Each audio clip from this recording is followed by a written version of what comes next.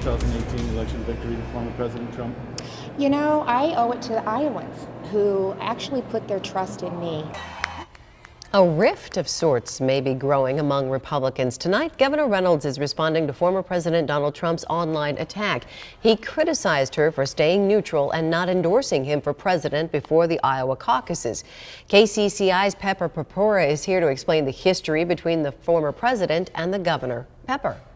Stacey, the two Republicans were once allies. Now, a new attack ad suggests Governor Reynolds is the wrong person to attack.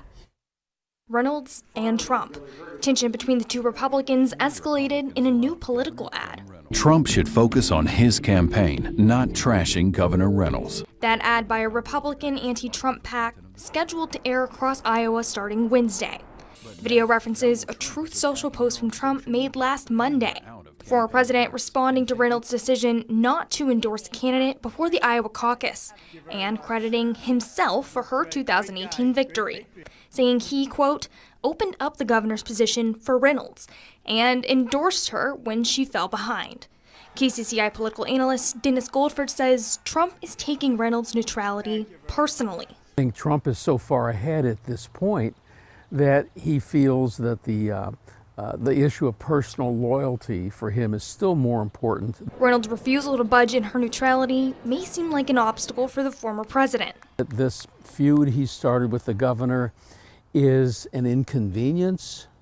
Maybe it's a blip on the radar, but not yet a serious threat.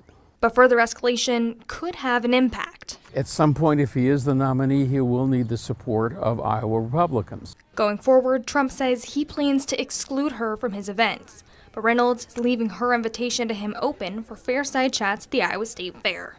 He has been invited, so hopefully he'll take that opportunity to show up. Former President Trump skipped last week's Family Leadership Summit. He's expected to make his first appearance alongside his Republican rivals at the GOP Lincoln dinner next week. Stacey. Pepper, thank you.